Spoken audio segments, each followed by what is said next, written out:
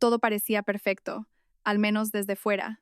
Nuestro chalet se erigía majestuoso en un tranquilo barrio de Madrid, un monumento de 2 plantas con un jardín impecablemente cuidado. Yo, Isabel, lo había diseñado. Yo también lo había pagado, cuota a cuota, con mis bonus anuales y el sueldo que acumulaba como directora senior en una multinacional. Cada rincón de esta casa era la materialización de mi esfuerzo, de las noches interminables frente al portátil, de las reuniones agotadoras que consumían mi energía. Era el pequeño paraíso que había construido para nosotros dos. Mi marido Javier era un hombre encantador. Su sonrisa era cálida, su voz suave. Gestionaba una pequeña cafetería de especialidad que, según él, estaba empezando a despegar. Nunca me importó que sus ingresos fueran muy inferiores a los míos. Para mí, el amor no se medía con las cifras de una cuenta bancaria. Por eso, con total sinceridad, le di capital para su negocio, le di acceso a varias de mis cuentas para gastos operativos y jamás conté lo que le había dado. Confiaba en él. La confianza era el cimiento de este paraíso que había levantado. Aquella noche, llegué a casa más tarde de lo habitual. Acababan de aprobar un gran proyecto y todo el equipo lo celebró con una cena. Abrí la puerta con mi juego de llaves de repuesto, intentando no hacer ruido. La luz del salón era tenue, iluminada solo por el resplandor del televisor encendido sin sonido. Vi a Javier dormido en el sofá. Su móvil descansaba sobre su pecho, todavía encendido. Sonreí. Mi cansancio se disipó un poco al verlo. Me acerqué, con la intención de despertarlo para que se fuera a la cama. Pero justo cuando mi mano iba a tocar su hombro, mis ojos captaron algo en la pantalla de su teléfono. Una notificación de mensaje apareció en la parte superior. El remitente era Valeria, acompañado de un emoji de corazón rojo.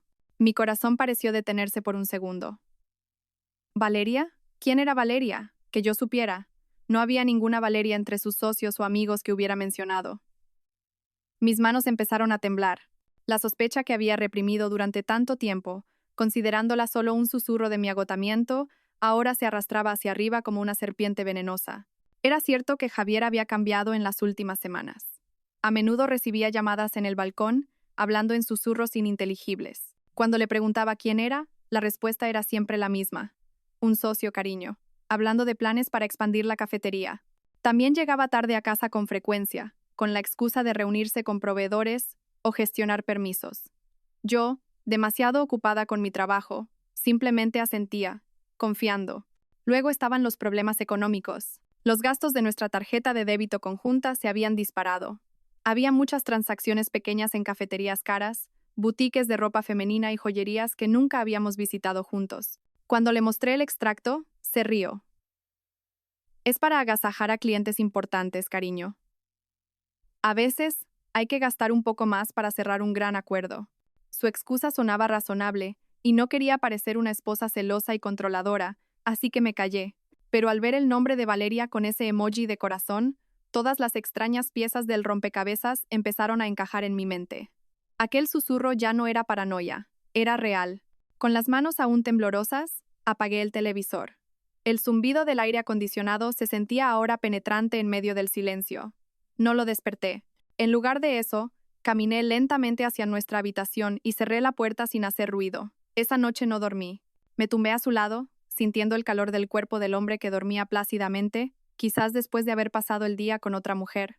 El paraíso que había construido con tanto esfuerzo se sentía ahora como un infierno frío y silencioso.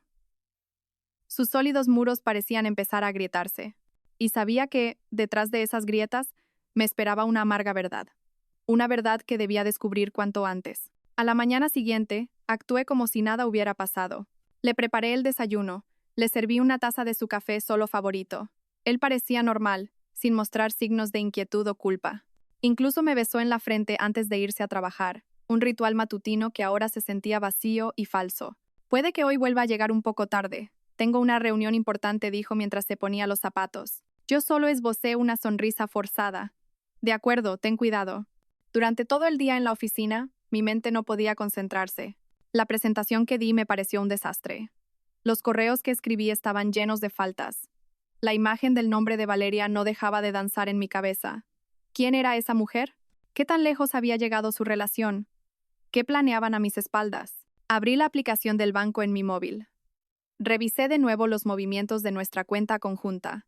Efectivamente, había una transacción de la noche anterior en un restaurante de lujo, justo a la hora de la cena. A esa hora, me había dicho que estaba haciendo horas extra en su cafetería para hacer inventario. Otra mentira. Luego, abrí mi cuenta personal. La cuenta que mantenía separada a propósito, que contenía mis ahorros de emergencia y mis inversiones a largo plazo. Casi nunca la tocaba. Javier conocía el número PIN porque una vez le pedí que sacara dinero cuando estuve hospitalizada. Para emergencias, le dije en aquel entonces. Qué ingenua fui. Mis ojos se abrieron como platos al ver el saldo en la pantalla. La cifra había disminuido drásticamente. Decenas de miles, quizás más de 50.000 euros, habían desaparecido. Deslicé el dedo por el historial de transacciones, mis dedos helados.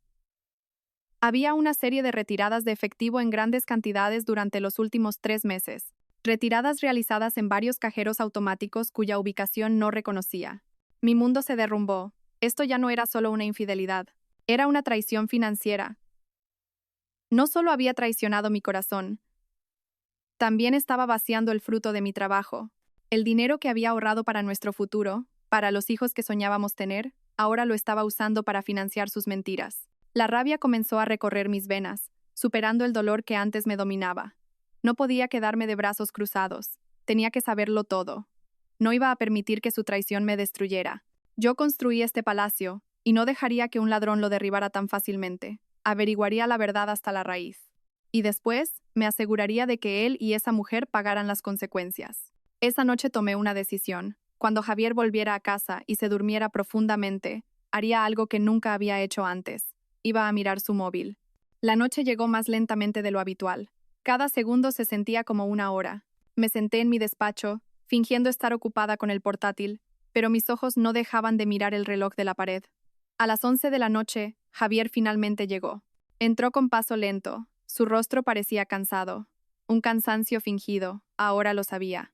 ¿Has cenado ya? Intenté que mi voz sonara normal. Sí, por el camino, con un cliente respondió brevemente y fue directo al baño. No dije nada más. Apagué el portátil y lo seguí a la habitación. Lo vi dejar su móvil en la mesita de noche, a su lado de la cama. Como siempre. Luego se acostó, y en cuestión de minutos, sus suaves ronquidos comenzaron a sonar. Dormía tan profundamente, sin ninguna carga, como si el mundo fuera suyo y pudiera hacer lo que quisiera sin consecuencias. Mi corazón latía con fuerza, bombeando sangre por todo mi cuerpo hasta que mis oídos zumbaban. Había llegado el momento. Esperé una media hora más, asegurándome de que estuviera completamente dormido. Luego, con un movimiento extremadamente lento, me levanté de la cama. Cada pequeño crujido del parqué de madera sonaba como un trueno en mis oídos. Me paré a su lado de la cama, mirando el rostro del hombre que había compartido mi vida durante 5 años. El rostro que una vez me dio paz, ahora me parecía extraño y lleno de engaño. Extendí la mano y cogí su móvil. El frío objeto se sentía pesado en mi palma. Volví al despacho, cerrando la puerta suavemente. Me senté en la silla, respirando hondo para calmarme. Ahora venía la parte más difícil. La contraseña. Probé mi fecha de nacimiento. Fallo. Su fecha de nacimiento. Fallo. Nuestro aniversario de bodas. Fallo. Un sudor frío comenzó a perlar mi frente. ¿La habría cambiado? Entonces recordé algo. Un patrón simple que una vez me mostró entre risas. Es mi patrón de la suerte, dijo entonces. Una letra J, la inicial de su nombre. Mis dedos temblaron mientras dibujaba ese patrón en la pantalla. Clic. El teléfono se desbloqueó. Se me revolvió el estómago. Abrí la aplicación de mensajería.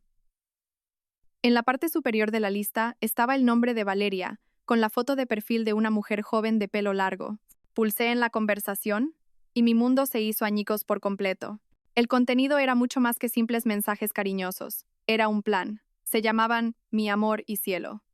Hablaban del futuro, de una pequeña casa que comprarían después de que todo terminara. Todo, por supuesto, era yo.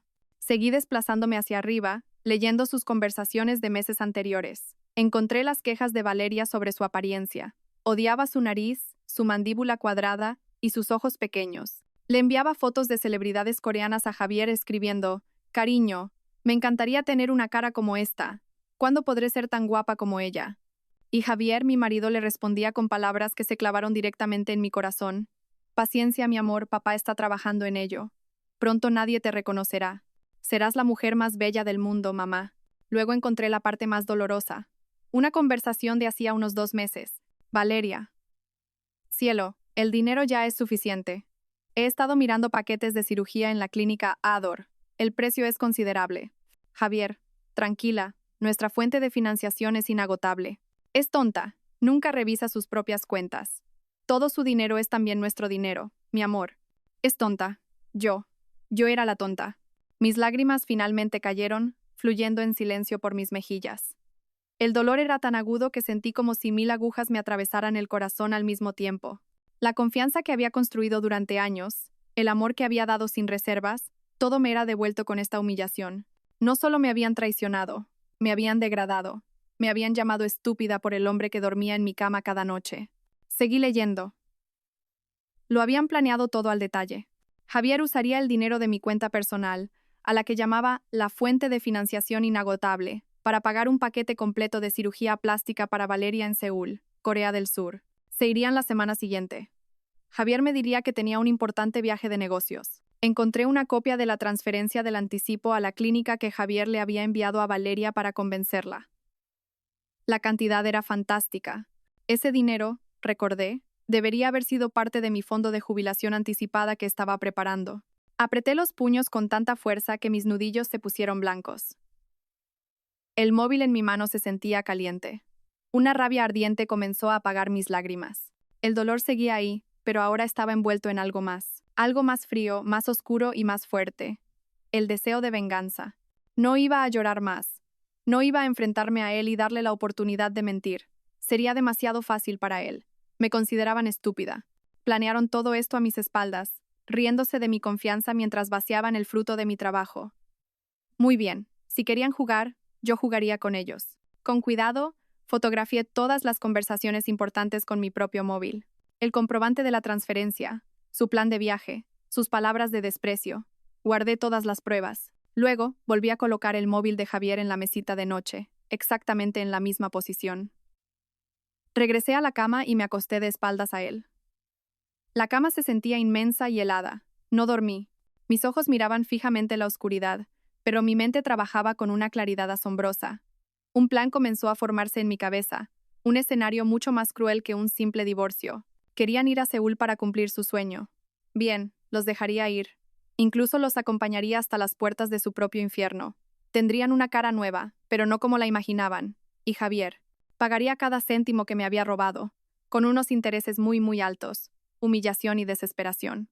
Esa noche, una esposa con el corazón roto había muerto, y de sus cenizas había nacido una estratega fría y calculadora. Los días siguientes fueron una obra de teatro. Yo era la actriz principal, la directora, y la única espectadora que sabía que todo era una farsa. Sonreía a Javier, le preparaba el desayuno y lo acompañaba a la puerta como si mi corazón no estuviera hecho pedazos. Él, mi coprotagonista, interpretaba su papel de marido fiel de forma muy convincente, sin darse cuenta de que su público ya conocía el trágico final. Ese mediodía, durante la pausa para comer, no fui a la cafetería de la oficina como de costumbre. Conduje hasta la sucursal de mi banco, el lugar donde guardaba mi cuenta de ahorros personal, la que consideraba la caja fuerte de mi futuro.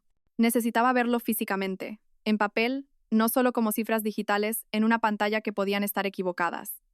Necesitaba la prueba tangible de esta traición. El aire dentro del banco era frío. Cogí un número y me senté en una de las cómodas sillas de espera, pero mi corazón estaba inquieto. Cuando llamaron mi número, caminé hacia el mostrador de atención al cliente con paso firme. Una joven con un pulcro uniforme me recibió con una sonrisa. Buenos días, señora Isabel. ¿En qué puedo ayudarla? Buenos días. Quería solicitar un extracto de mi cuenta de ahorros de los últimos 6 meses. Por favor, dije. Mi voz tembló ligeramente. Le entregué mi cartilla y mi DNI. La mujer asintió y empezó a teclear en su ordenador. Podía oír el suave zumbido de la impresora. Cada hoja de papel que salía parecía una sentencia dictada sobre mi matrimonio. Unos minutos después, me entregó varias hojas grapadas. Aquí tiene, señora. Sus transacciones desde marzo hasta hoy. Le di las gracias y volví a la silla de espera. No lo abrí de inmediato. Respiré hondo, intentando prepararme. Luego, con manos que se sentían rígidas, empecé a examinar la primera hoja. Todo parecía normal en marzo y abril. Solo ingresos de mi sueldo y algunas pequeñas inversiones. Pasé a la siguiente hoja. Mayo. Ahí es donde empezó todo. Una retirada de efectivo de 2000 euros. Una semana después, 3000 euros. Luego 1000. continuamente, con un patrón irregular, como si estuviera hecho a propósito para no llamar la atención si se miraba de pasada. Las cantidades variaban, pero el total me revolvía el estómago. Seguí revisando hoja por hoja. Junio, julio, agosto. Las retiradas se hicieron más frecuentes y de mayor cuantía. El total, calculando a grandes rasgos, superaba los 50.000 euros. Dinero que había reunido gota a gota de mis bonus, de proyectos paralelos en los que trabajaba hasta altas horas de la noche. Dinero que planeaba usar para la entrada de una casa más grande, o para la educación de nuestros futuros hijos. Todo se había desvanecido, canalizado a la cuenta de una mujer que no conocía, para un sueño de belleza construido sobre mi sufrimiento. Se me calentaron los ojos, pero contuve las lágrimas. No debía parecer débil. Doblé los papeles cuidadosamente, los metí en mi bolso y salí del banco con la cabeza bien alta. La prueba física estaba en mis manos. Ahora era el momento de la segunda fase de mi farsa, la confrontación fingida. Esa noche, cociné el plato favorito de Javier, un solomillo al punto. Puse la mesa con velas, creando una atmósfera romántica y falsa. Cuando llegó a casa, pareció sorprendido y contento. «Vaya, ¿qué celebramos, cariño?», preguntó, abrazándome por la espalda. Su abrazo se sentía frío y repugnante. «Nada. Solo quería una cena agradable con mi marido», respondí, forzando la sonrisa más dulce que pude. Comimos en silencio al principio, acompañados solo por la suave música de un altavoz. Cuando terminamos el plato principal, comencé mi actuación. Lo miré con una expresión lo más preocupada posible. «Cariño», le llamé suavemente. «¿Sí?», me miró, todavía masticando. «No quiero estropear el ambiente, pero hay algo que me ha estado preocupando todo el día». Dejó el tenedor. Su expresión se volvió seria. «¿Qué pasa? ¿Problemas en la oficina?», negué con la cabeza. «No, es sobre nuestras finanzas. Esta tarde vi por casualidad el saldo de mi cuenta de ahorros personal, la del fondo de emergencia, y parece que ha disminuido bastante». Pronuncié la frase con un tono dubitativo, como si tuviera miedo de equivocarme y acusarlo. Vi un cambio sutil en sus ojos, un destello de pánico que inmediatamente ocultó tras una expresión tranquila. Carraspeó y luego sonrió levemente, una sonrisa diseñada para tranquilizar. «Ah», eso dijo despreocupadamente. «La verdad es que no quería decírtelo todavía. Se suponía que era una sorpresa». Puse cara de confusión. «¿Una sorpresa? ¿Qué sorpresa, Javier?». Se levantó de su silla, se acercó a mí y se arrodilló a mi lado. Tomó mis manos y las apretó con fuerza. Sus ojos me miraron fijamente, una mirada llena de amor falso que había ensayado a la perfección. «Cariño, escúchame. Durante todo este tiempo me he sentido inútil. Tú trabajas muy duro por nosotros, mientras que mi negocio apenas avanza. Quería darte algo más, para nuestro futuro». Me quedé en silencio, dejándole continuar con el drama que había preparado. Hace unos meses, un viejo amigo me ofreció una oportunidad de oro. Una inversión en una franquicia de café premium de importación. El capital inicial era grande, pero los beneficios se multiplicarían. «Esto no es como mi pequeña cafetería, Isabel. Es un negocio a lo grande. Podría convertirme en uno de los principales accionistas en España». Hizo una pausa, quizás para ver mi reacción. Yo solo lo miraba, dejando que mis ojos se humedecieran un poco, como si estuviera conmovida. «Sé que debería haber hablado contigo primero, pero quería que fuera una sorpresa. Quería poder llegar un día y decirte, cariño, ya no tienes que trabajar tan duro. Ahora es mi turno de mantenerte. Por eso usé ese dinero. Lo considero un préstamo. Te prometo, Isabel, que en un año todo ese dinero volverá, junto con los beneficios. Todo esto es por nosotros». Su mentira era tan fluida, tan convincente. Incluso sacó a relucir nuestro futuro, usando nuestros sueños compartidos como escudo para su crimen. Este hombre era realmente un gran actor. En mi interior, aplaudía su magnífica actuación. Mientras sentía cómo la rabia se congelaba hasta convertirse en hielo, extendí mi mano y le toqué la mejilla. «¿De verdad hiciste todo esto por nosotros?». Mi voz sonaba rota por una emoción fingida. «Por supuesto, cariño. ¿Por quién si no?», respondió besando mi mano. Respiré hondo, fingiendo alivio. «Perdóname, Javier. Perdona por haber pensado mal. Es que me sorprendió ver que faltaba tanto dinero. Gracias. Gracias por pensar en nuestro futuro». Lo abracé. Mientras mi cabeza descansaba en su hombro, mis ojos miraban la pared vacía con una frialdad glacial.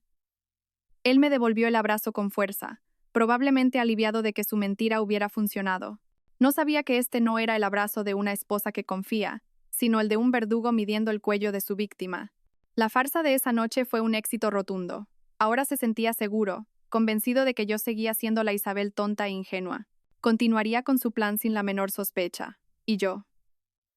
Yo lo dejaría caminar directamente hacia la trampa que le había preparado.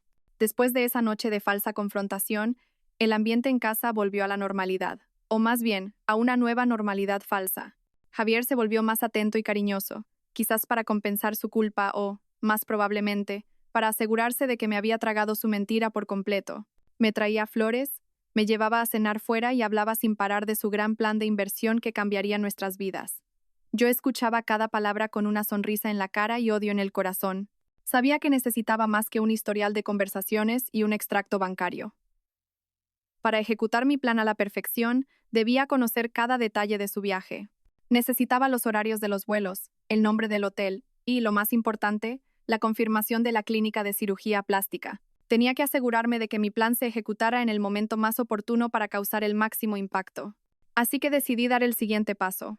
Un paso arriesgado que violaba cualquier resto de privacidad entre nosotros, pero ya no me importaba. Su traición había anulado todas las reglas. Esa noche, después de asegurarme de que Javier dormía profundamente, agotado tras un duro día de trabajo, cogí su portátil de su maletín y lo llevé a mi despacho. Mi corazón latía un poco más rápido de lo normal. Abrir su portátil no fue difícil. La contraseña era una combinación de su nombre y su fecha de nacimiento, una elección arrogante y predecible.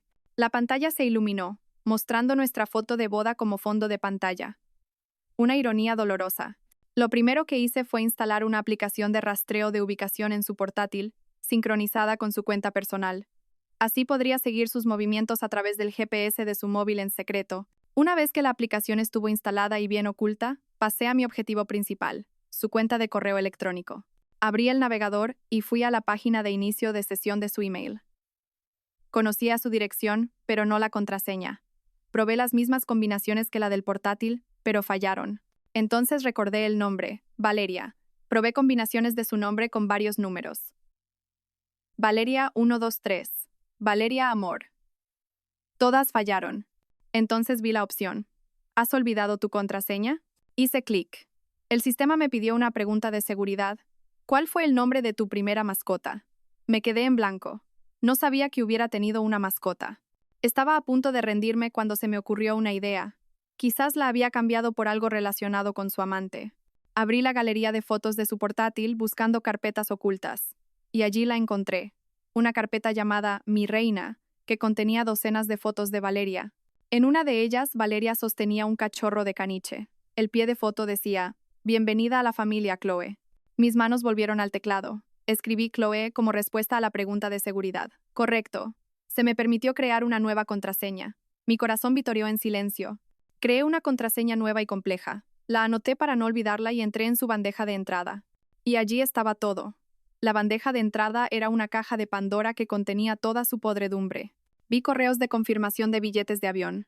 No a Singapur, como me diría más tarde, sino a Seúl, Corea del Sur. 2 billetes de adulto. Nombres de los pasajeros: Javier García y Valeria Moreno. Fecha de salida: martes de la semana que viene. Anoté el número de vuelo y la hora de salida. Luego encontré un correo de un sitio de reservas de hoteles. Una habitación de lujo en un hotel de 5 estrellas en el distrito de Gangnam, reservada para 5 noches a su nombre. Todo pagado con una tarjeta de crédito adicional que había sacado en secreto a mi nombre. Y finalmente encontré el correo que más buscaba. Un email con el asunto escrito en inglés: Surgical Procedure Confirmation, Miss Valeria Moreno. El remitente era una prestigiosa clínica estética de Seúl. Conteniendo la respiración, abrí el correo. El contenido era tan detallado, tan profesional y tan repugnante. Se enumeraba el nombre de la paciente, Valeria Moreno, y luego una lista de los procedimientos que se realizarían: cirugía de la línea 5 para afinar la mandíbula, rinoplastia para levantar la nariz, blefaroplastia para crear el doble párpado e injertos de grasa para dar más volumen al rostro. Un paquete completo de remodelación facial. En la parte inferior del correo se detallaba el coste. El total era equivalente al precio de un coche nuevo. Debajo ponía: Se ha recibido un anticipo del 30%. Gracias. La cantidad del anticipo coincidía con la mayor retirada de mi cuenta del mes pasado, pero esa no era la parte más importante. La parte crucial era una frase escrita en negrita, como si fuera la regla principal de la clínica. La frase que se convirtió en la clave de todo mi plan de venganza: el pago restante del 70% debe abonarse en su totalidad justo antes de que la paciente entre en el quirófano principal.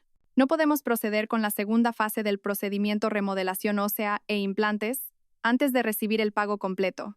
Leí esa frase una y otra vez. Una sonrisa fría se dibujó en mis labios. Así que ese era el juego. Empezarían la operación con procedimientos menores, quizás la anestesia y las incisiones iniciales. Luego, justo antes de la parte más crucial, exigirían el resto del pago. Todo estaba claro ahora. Mi plan era perfecto. No tenía que hacer nada más que esperar. Los dejaría volar a Seúl. Dejaría que Valeria se tumbara en la mesa de operaciones, llena de esperanza por su nueva cara. Dejaría que el médico comenzara su trabajo, haciendo la primera incisión en su rostro. Y justo en ese momento, cuando fueran más vulnerables e indefensos, cuando pasaran la tarjeta para pagar su sueño, yo apretaría el gatillo. Imprimí todos esos correos, añadiéndolos a mi pila de pruebas. Borré el historial de navegación de su portátil, eliminé mis huellas y lo devolví a su maletín. Volví a la habitación y miré la espalda de mi marido dormido. Estaría soñando con su futuro junto a otra mujer. No sabía que yo, su esposa tonta, estaba diseñando la peor pesadilla de su vida. Seúl no sería testigo del nacimiento de una belleza, sino de la destrucción de dos traidores. Los días posteriores a encontrar todas las pruebas fueron extraños. El mundo a mi alrededor seguía girando como si nada. El sol salía, mis compañeros de trabajo hablaban de los objetivos mensuales, la televisión emitía las noticias de la noche. Sin embargo, dentro de mí, se estaba produciendo una revolución silenciosa. El dolor, que al principio se sentía como un océano tormentoso que amenazaba con ahogarme, se fue calmando poco a poco. Y cuando las aguas retrocedieron, lo que quedó no fue una playa devastada, sino una tierra firme, formada por el sedimento de la rabia y la decepción. Mis lágrimas se habían secado, y en su lugar creció algo duro y frío como el acero. Ya no miraba nuestras fotos de boda con los ojos llorosos. En cambio, las observaba con la mirada de una analista, estudiando el rostro del hombre a mi lado, buscando los rastros de mentiras que antes no veía. Su sonrisa encantadora ahora parecía una mueca astuta. Su abrazo cálido se sentía como la trampa de una serpiente. Me di cuenta de que el hombre al que amaba probablemente nunca había existido.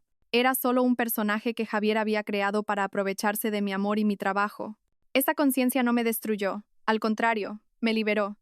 Ya no estaba atada a dulces recuerdos ni a falsas esperanzas. Solo estaba atada a un objetivo: recuperar todo lo que era mío y darles una lección que no olvidarían en su vida. Mi primer paso fue buscar protección legal. No quería que mi venganza fuera solo una explosión emocional momentánea. Quería que fuera un desmantelamiento sistemático y legal. A través de la recomendación de un colega, concerté una cita con una abogada de divorcios con la reputación más temida de la ciudad. Se llamaba señora Montes, una mujer de mediana edad con una mirada penetrante y un traje impecable. Su despacho, en un rascacielos, irradiaba poder y profesionalidad. Cuando me senté frente a ella en su sala de reuniones acristalada, no llegué como una víctima llorosa. Llegué como una clienta lista para la guerra. Puse una gruesa carpeta sobre la mesa de caoba que nos separaba. Buenos días, señora Montes. En esta carpeta está todo lo que necesita, dije con calma. Ella levantó una ceja, impresionada por mi serenidad. Abrió la carpeta. Durante casi media hora, examinó meticulosamente todas las pruebas que había reunido. Vio las copias de mis extractos bancarios que mostraban el flujo de dinero. Leyó las impresiones de las conversaciones entre Javier y Valeria. Estudió las copias de los billetes de avión, la reserva del hotel y el correo de confirmación de la clínica de belleza en Seúl. Cuando terminó, cerró la carpeta y me miró fijamente.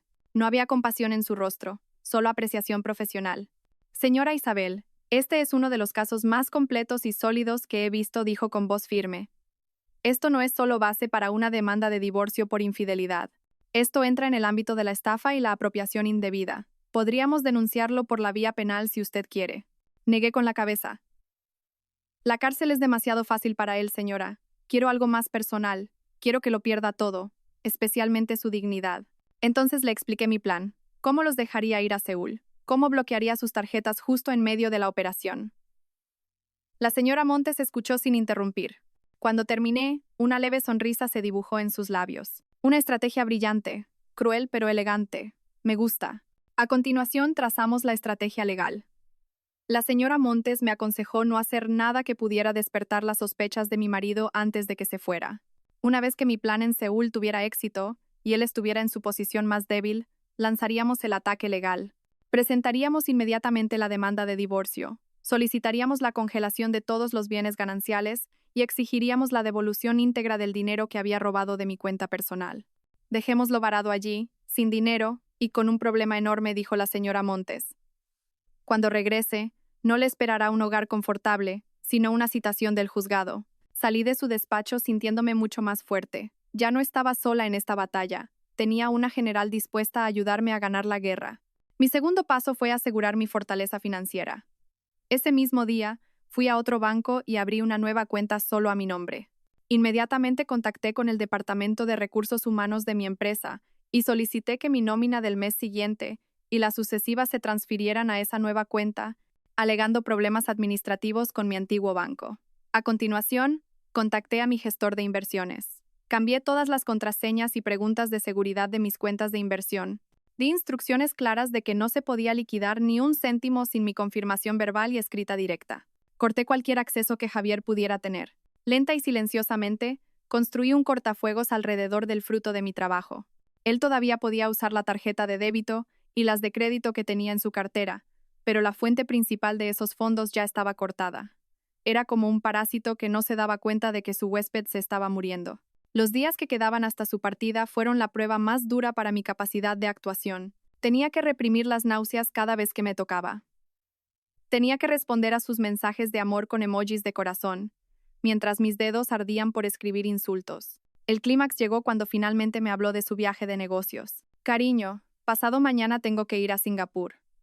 Hay una reunión final con los inversores. Podría ser decisivo para nuestro proyecto, dijo con cara seria durante la cena. Lo miré, fingiendo sorpresa. ¿Tan de repente? ¿Cuánto tiempo? No mucho, quizás 4 o 5 días. Pero es muy importante, Isabel. Deséame suerte. Claro que sí, cariño, respondí, llevándome una cucharada de comida a la boca. Siempre te apoyaré. Apoyarte para que caigas en el abismo que tú mismo has cavado, añadí en mi mente. El acero dentro de mí se volvía cada vez más duro y afilado. Estaba lista. El calendario de mi habitación ya tenía un círculo rojo en el martes. Ese día ya no sería el día de la traición, sino el día del ajuste de cuentas. La mañana de su partida se sentía surrealista. El aire en nuestra casa parecía vibrar de mentiras. Javier se despertó con una energía inusual, tarareaba en la ducha y eligió su mejor traje. Parecía un hombre que iba a encontrarse con su felicidad. Y, en cierto modo, así era. Solo que no sabía que la felicidad a la que se dirigía era un espejismo. Yo, por otro lado, me desperté con una calma extraña. Ya no había nerviosismo, solo la concentración fría de un francotirador que ha fijado su objetivo. Interpreté mi papel de esposa comprensiva con la dedicación de una actriz ganadora de un Goya. Deja que te ayude con la maleta, dije sonriendo. Después de un desayuno en el que le preparé su favorito, tostadas con tomate y jamón, quizás por última vez. Entramos en el dormitorio. Sacó una maleta grande del armario y empecé a doblar su ropa. Sentí mis manos entumecidas al doblar sus camisas impecables. Esta camisa, pensé, la usará en su cena romántica con Valeria en Seúl. Metí varios pantalones en la maleta. Estos pantalones los llevará mientras camina, presa del pánico, por el vestíbulo de la clínica porque le han bloqueado las tarjetas. Él estaba ocupado en el baño, guardando sus artículos de aseo. Cariño, no olvides meter una chaqueta gruesa. Dicen que en Singapur está lloviendo mucho por las noches, gritó desde dentro. Singapur. La mentira fluía de sus labios con una facilidad asombrosa. Claro, respondí con tono alegre. Cogí la chaqueta más cara que le había comprado, un regalo de cumpleaños. La doblé con esmero. Mientras lo hacía, se me ocurrió una pequeña y malvada idea. Fui a mi tocador y saqué una pequeña foto nuestra de un marco de plata. Una foto de los primeros tiempos de nuestro matrimonio, cuando todo parecía sincero. Deslicé la foto en el bolsillo interior de la chaqueta. Una pequeña bomba de relojería. Quizás la encontraría Valeria, o quizás la encontraría él mismo cuando estuviera solo, muerto de frío y desesperado en Corea. Un pequeño recordatorio del paraíso que había destruido. ¿Casi listo?, preguntó al salir del baño, su perfume llenando la habitación. Sí, solo falta cerrarla, respondí sonriendo. Echó un vistazo rápido al contenido de la maleta y asintió, satisfecho. No se dio cuenta de que mi mirada lo seguía, analizando cada uno de sus movimientos, grabándolos en mi memoria como la última escena de un capítulo de mi vida que estaba a punto de cerrar a la fuerza. El tiempo pasó rápido. El taxi que había pedido ya esperaba fuera. Era la hora, la escena de la despedida. Nos quedamos en el umbral. Me atrajo hacia sí en un abrazo que se sintió vacío y frío, a pesar del calor de su cuerpo. Me voy ya, cariño, cuídate mucho. Volveré pronto con buenas noticias. Le devolví el abrazo, dándole suaves palmaditas en la espalda. Ten cuidado en el viaje, Javier. Rompió el abrazo y me miró. Tomó mi cara entre sus manos, sus pulgares acariciando mis mejillas. No me eches mucho de menos, ¿eh? Dijo sonriendo. Esa sonrisa, la que una vez me enamoró, ahora me daba náuseas. Forcé una sonrisa de vuelta. Claro que te echaré de menos. Vuelve pronto. Entonces me besó en la frente. Un beso de despedida que se sintió como el sello de la traición. Después, se dio la vuelta, arrastró su maleta hacia el taxi y se fue sin mirar atrás. Me quedé en la puerta, viéndolo meter la maleta en el maletero y subir al coche. Agité la mano mientras el coche se alejaba, manteniendo la sonrisa hasta que desapareció en la esquina. Y entonces, cuando me quedé sola, algo sucedió. La máscara que había llevado durante semanas se hizo añicos. Mi sonrisa se desvaneció. Mi espalda, antes ligeramente encorvada, se enderezó. La expresión suave de mis ojos se transformó en un destello agudo. Cerré la puerta lentamente, y el clic de la cerradura sonó como el redoble de un tambor de guerra. No hubo lágrimas ni un momento para lamentarme. Pasé directamente al modo de ejecución. Fui rápidamente a mi despacho y encendí mi portátil. Lo primero que hice fue abrir la aplicación de rastreo que había instalado. Un punto azul, que indicaba la ubicación de Javier, se movía rápidamente por el mapa hacia el aeropuerto. El plan marchaba sobre ruedas. A continuación, abrí la página web de la aerolínea e introduje el número de vuelo a Seúl que me sabía de memoria. El estado era en hora. Miré la hora de llegada al aeropuerto internacional de Incheon. Incluso había calculado cuánto tardaría en llegar desde el aeropuerto a su hotel en Gangnam. Abrí mi calendario digital. Hoy era martes. Llegarían a Seúl por la noche. Mañana miércoles sería su última consulta con el médico. Y pasado mañana, jueves por la mañana, era el día de la operación. Preparé todo lo que necesitaba. En la pantalla de mi portátil, abrí 4 ventanas. Una para rastrear su ubicación. Otra para monitorizar el estado del vuelo. Una tercera era la página de contacto de mi banco, con el número de emergencias 24 horas ya seleccionado. Y la última, un correo electrónico de la señora Montes que contenía el borrador de la demanda de divorcio. Todo estaba en su sitio. Todas las piezas se movían según el guión.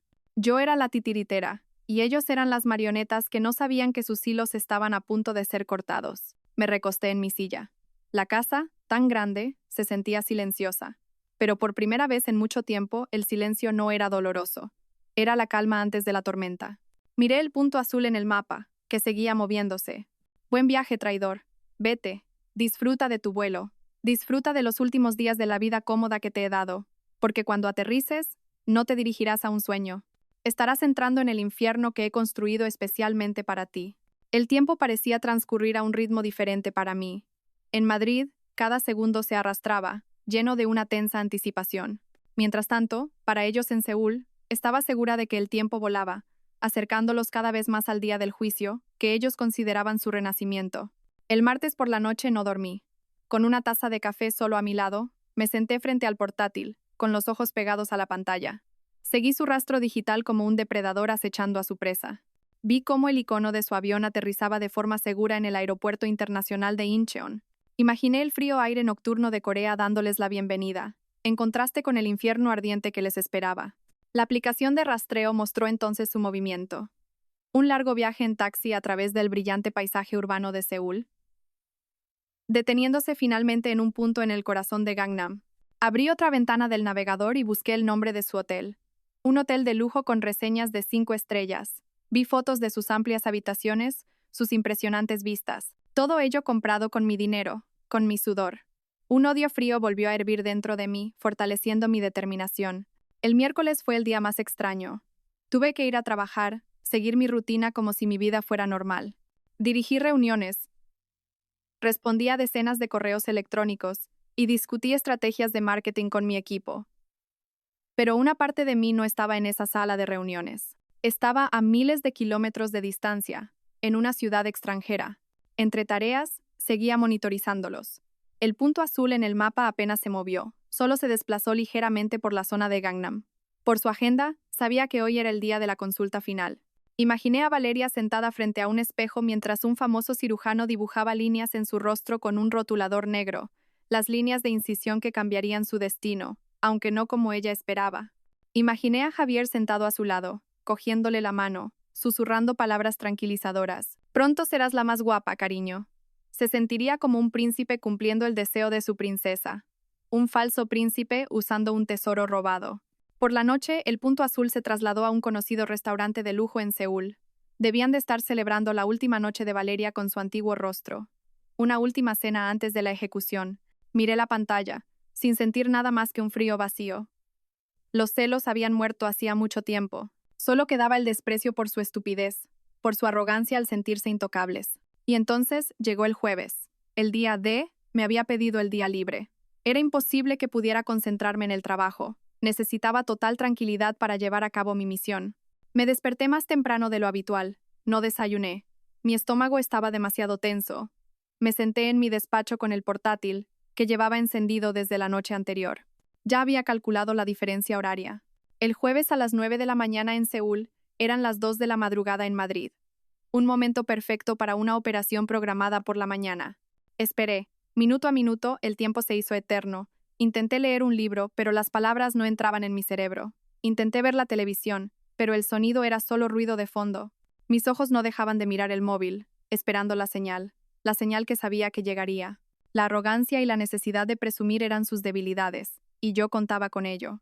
A las 9:30 de la mañana, hora de Seúl, llegó la señal. Una notificación apareció de la cuenta de Instagram falsa que usaba para espiar a Valeria. Acababa de subir una story. Mi corazón se aceleró al abrirla. Era una foto borrosa. La mano de Valeria, con las uñas pintadas de rosa, mostraba una pulsera de paciente con escritura coreana. Una vía intravenosa estaba conectada a su muñeca. Todo pagado con una tarjeta de crédito adicional que había sacado en secreto a mi nombre. Y finalmente, encontré el correo que más buscaba. Un email con el asunto escrito en inglés. Surgical Procedure Confirmation, Miss Valeria Moreno. El remitente era una prestigiosa clínica estética de Seúl. Conteniendo la respiración, abrí el correo. El contenido era tan detallado, tan profesional y tan repugnante. Si bloqueaba las tarjetas ahora, se darían cuenta antes de que comenzara la operación y aún podrían encontrar una salida. Tampoco podía hacerlo demasiado tarde. Si esperaba demasiado, el pago podría haberse procesado con éxito. Tenía que atacar en el medio, en su punto más vulnerable. Según mi investigación, una cirugía facial completa como esta duraba horas. La primera fase era la anestesia general, que tardaba unos 30 minutos en hacer efecto. Después, el equipo quirúrgico realizaría los preparativos e iniciaría los procedimientos iniciales, como hacer pequeñas incisiones en zonas ocultas. Esto podría llevar aproximadamente una hora. Solo después de esa fase inicial pasarían a la fase principal, cortar y remodelar el hueso de la mandíbula, insertar el implante nasal y el resto del trabajo pesado. Y sabía, por el correo de confirmación, que justo antes de esa fase principal se debía liquidar el resto del pago. Miré el reloj. Eran las 9:30 en Seúl. Les daría una hora y media. Puse una alarma en mi móvil para las 11, hora de Seúl, las 4 de la madrugada en Madrid. Esa hora y media fue la más larga de mi vida. Caminé de un lado a otro por el despacho. La adrenalina inundaba mi sistema. Imaginé el frío bisturí tocando la piel de Valeria. Imaginé a Javier sentado arrogantemente en la sala de espera, leyendo una revista o jugando con el móvil, sin saber que una tormenta financiera estaba a punto de golpearlo. Entonces, sonó la alarma de mi móvil. Su agudo sonido rompió el silencio de la casa. Había llegado la hora. Con unas manos que extrañamente no temblaban en absoluto, cogí el móvil. Salí de todas las aplicaciones. Abrí mis contactos. Mi dedo se detuvo sobre el nombre que había preparado. Banco Emergencia 24 horas. Respiré una última vez. El acero dentro de mí se había forjado en una espada afilada. Pulsé el botón de llamar. De fondo se veía una manta de hospital de color azul claro, y sobre la foto había escrito en un tono alegre: Wish me luck, a punto de ser una nueva yo. Mil gracias a mi papi más querido, Javier. Haces todos mis sueños realidad, Hort. Ahí estaba, la confirmación final.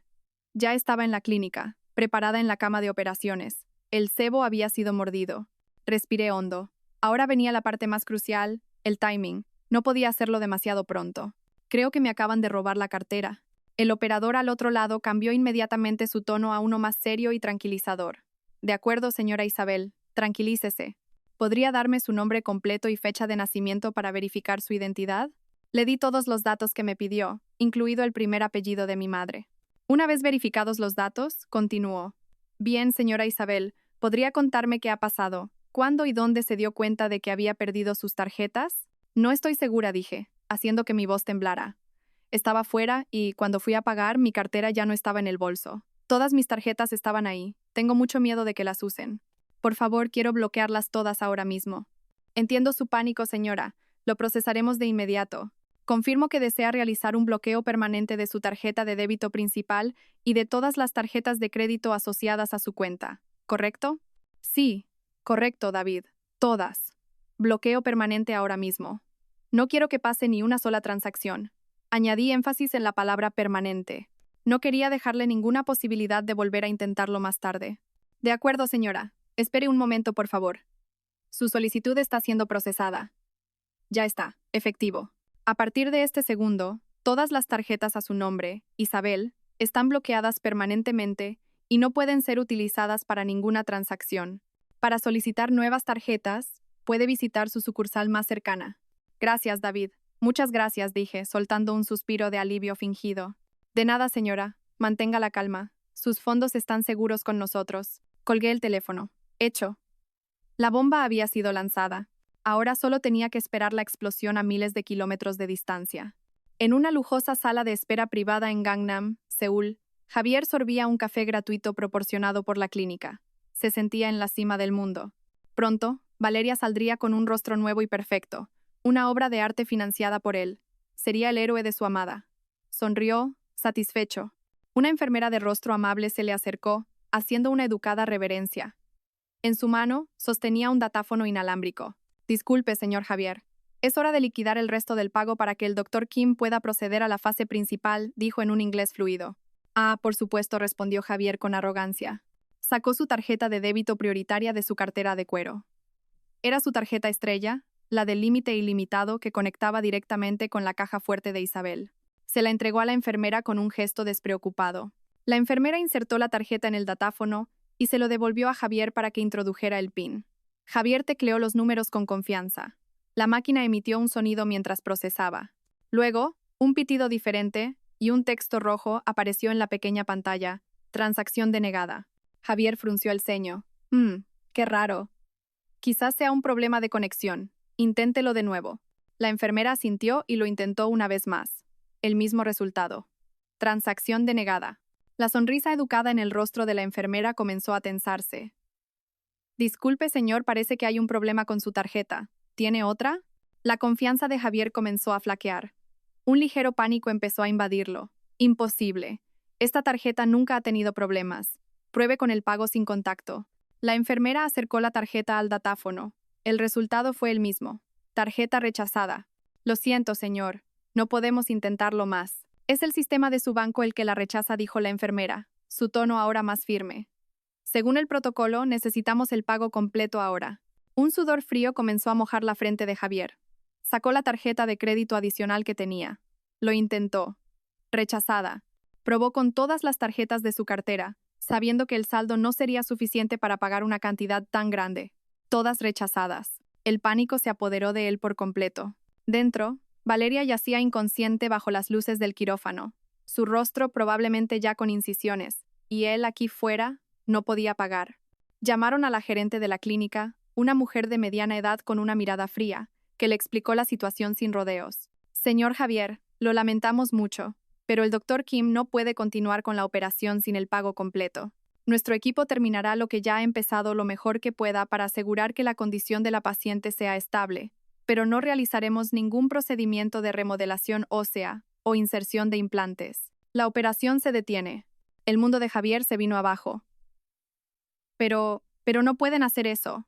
No pueden dejarla a medio terminar, gritó, desesperado. Podemos y debemos. Es nuestra política, respondió la gerente con frialdad. Javier salió tambaleándose de la oficina. Su cerebro daba vueltas a toda velocidad. Solo había una persona que podía ayudarlo. Isabel. Tenía que ser un error técnico del banco. Tenía que llamar a Isabel. Corrió a un rincón tranquilo de la sala de espera. Sus manos temblaban mientras buscaba el nombre de mi esposa en sus contactos. Pulsó el botón de llamar. En Madrid, Yo estaba sentada en el sofá, viendo la televisión. Mi móvil sobre la mesa vibró y se iluminó. En la pantalla ponía Javier llamando. Miré el nombre. Imaginé su pánico, su voz suplicante, su confusión. Una sonrisa de pura victoria se dibujó en mis labios. Esta era la llamada desde el infierno que él mismo había creado. No respondí. Simplemente pulsé el botón de volumen para silenciar la vibración. Dejé que la pantalla siguiera encendida, mostrando su foto sonriente.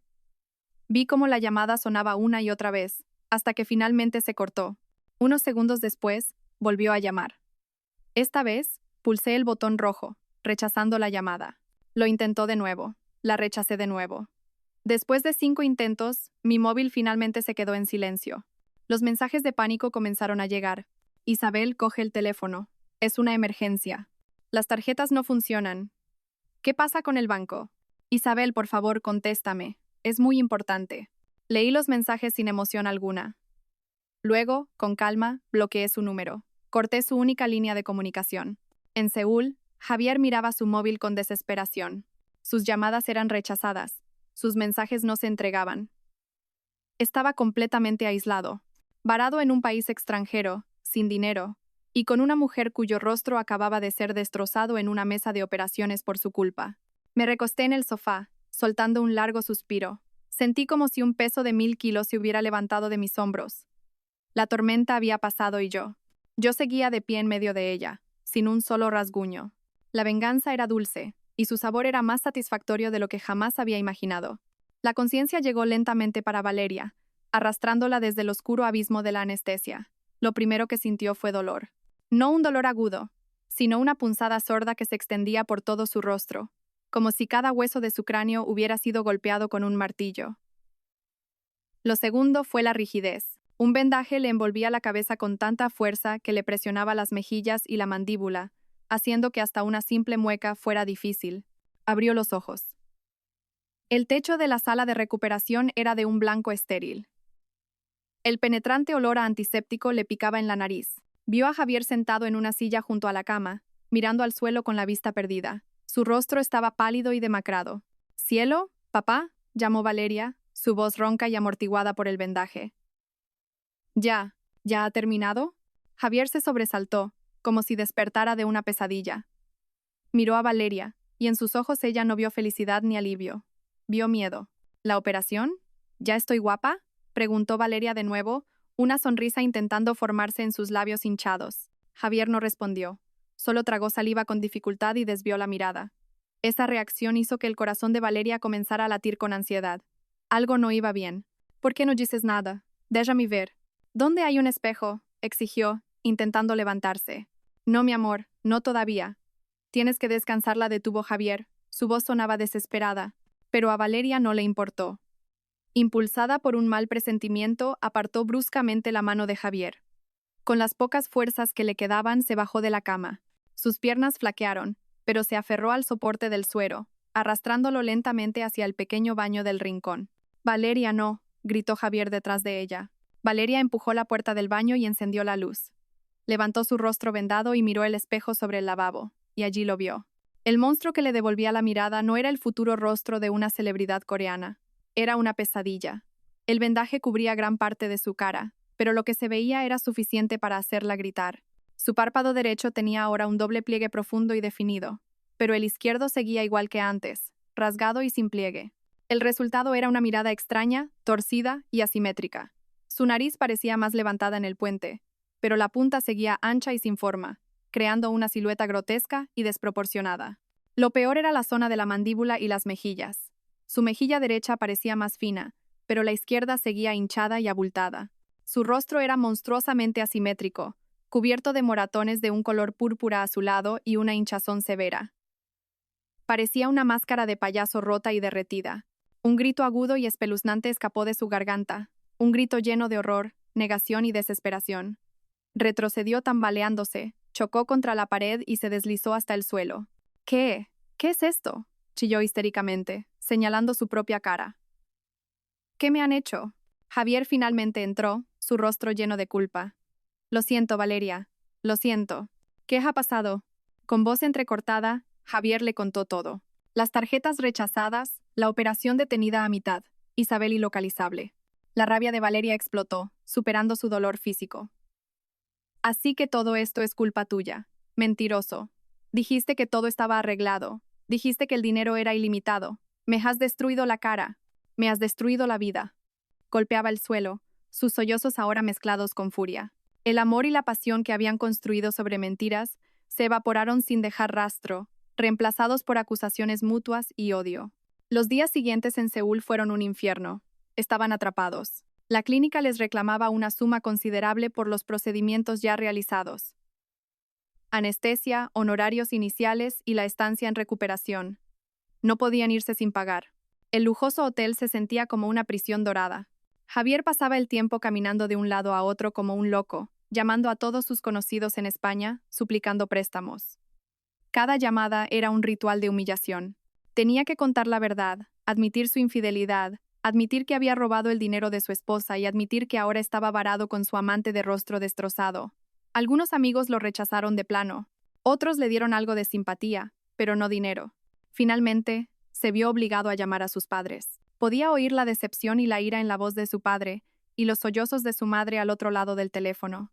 A regañadientes, sus padres aceptaron transferirle algo de dinero, lo justo para pagar la factura de la clínica y comprar 2 billetes de avión en la clase turista más barata para volver a casa. Mientras tanto, Valeria se encerró en la habitación del hotel. Cubrió todos los espejos con toallas. Se negó a comer. Pasaba el tiempo llorando o gritándole a Javier. Su nuevo y horrible rostro era una tortura permanente. Su sueño de ser hermosa se había convertido en una maldición que llevaría para siempre. Una semana después, finalmente pudieron regresar. No quedaba nada del lujo. Se escabulleron del hotel y se dirigieron al aeropuerto como fugitivos. En el avión, Valeria se cubrió la cara con un gran pañuelo, gafas de sol y un sombrero, manteniendo la cabeza agachada para evitar las miradas. Javier se sentó a su lado, ya no como un príncipe, sino como un compañero de celda atado al mismo destino nefasto. Regresaron a España no como ganadores, sino como perdedores destrozados, trayendo consigo la vergüenza y una cara de payaso desde Corea. Mientras su pequeño infierno ardía en Seúl, en Madrid, yo sentía una paz que no había experimentado en mucho tiempo. La mañana después de bloquear el número de Javier, me desperté con la luz del sol entrando por la ventana, no con una alarma. Por primera vez en meses, dormí profundamente, sin pesadillas. Fui al jardín trasero, el que una vez diseñé para que lo disfrutáramos juntos. Regué mis rosales. El aire de la mañana era fresco y el canto de los pájaros sonaba melodioso. En medio de esa tranquilidad tomé una decisión. Ya no era nuestra casa, era mi casa. Ese mismo día llamé a la señora Montes. Buenos días, señora. Estoy lista. Podemos presentar la demanda ahora. Buenas noticias. Isabel respondió su voz firme. Los documentos ya están en mis manos. Lo procesaré hoy mismo. Los siguientes pasos fueron rápidos y eficientes. Contraté a un cerrajero profesional para cambiar todas las cerraduras de mi casa. El sonido de las viejas cerraduras siendo retiradas y las nuevas instaladas sonaba como música para mis oídos. Era el sonido de la reclamación, de la recuperación de un territorio que era mío por derecho. Luego comencé la purga. Entré en nuestro vestidor y saqué todas las pertenencias de Javier. Cada camisa, cada pantalón, cada par de zapatos, lo metí todo en grandes cajas de cartón. No lo hice con rabia, sino con la calma de un archivero limpiando documentos obsoletos. Él ya no era parte de mi vida. Era solo un pasado que debía ser eliminado. Cuando todo estuvo empaquetado, contraté un servicio de mensajería para enviar todas las cajas a la dirección de sus padres, sin una sola palabra. 2 semanas después, la noticia finalmente me llegó. Una prima me llamó, su voz un susurro emocionado. Isabel, no te lo vas a creer. ¿Has oído lo de Javier? Fingí ignorancia. ¿No? ¿Qué pasa? Y la historia fluyó. Cómo Javier y una mujer desconocida habían regresado de Corea en un estado lamentable. Cómo Javier estaba pidiendo dinero prestado a todo el mundo con excusas vergonzosas. Y lo más sonado, el rostro de su amante. El cotilleo se extendió como la pólvora, diciendo que su cara estaba terriblemente dañada, extraña, deforme, como un payaso. La cafetería de Javier también había cerrado, abandonada porque su reputación estaba por los suelos y ya no tenía capital. Escuché todo con una expresión neutra. Ah, vaya fue mi único comentario. No sentí una explosión de alegría. Lo que sentí fue una satisfacción tranquila. La justicia había encontrado su propio camino. Unos días después de su vergonzoso regreso, sonó el interfono de la puerta de mi casa. Miré por la cámara de seguridad. Allí estaba un hombre que parecía 10 años mayor. Estaba delgado, su rostro demacrado, su ropa arrugada. Era Javier. Pulsé el botón para responder. ¿Qué quieres? Mi voz sonaba fría y extraña a través del altavoz. Isabel, por favor, abre la puerta. Necesito hablar. Su voz sonaba ronca y desesperada. No hay nada de qué hablar. Todos nuestros asuntos se tratan ahora a través de nuestros abogados. Por favor, Isabel, lo siento. Sé que me equivoqué. Estoy destrozado, Isabel. Por favor, dame una segunda oportunidad. Empezó a llorar. El llanto de un hombre que lo había perdido todo. Antes, ese llanto podría haber ablandado mi corazón. Ya no. El acero dentro de mí era demasiado fuerte para ser derretido por sus lágrimas de cocodrilo. Tu segunda oportunidad la usaste para pagarle la cara a tu amante, respondí cortante. Adiós, Javier. Corté el interfono. Lo vi quedarse allí unos minutos más antes de darse la vuelta y alejarse con paso cansado, desapareciendo de mi vista para siempre. Unos meses después, llegó la sentencia de divorcio. El tribunal concedió todas mis demandas. La propiedad de la casa era enteramente mía, y se obligaba a Javier a devolver todo el dinero que había tomado de mi cuenta personal. Sabía que nunca podría pagarlo, pero la sentencia fue una victoria simbólica. Esa noche invité a mis amigos más cercanos a cenar a mi casa. La casa que ahora se sentía más espaciosa y luminosa. Reímos, compartimos historias y disfrutamos de una buena comida. En medio de sus risas, miré a mi alrededor. Vi el fruto de mi trabajo, la casa que construí, la vida que creé.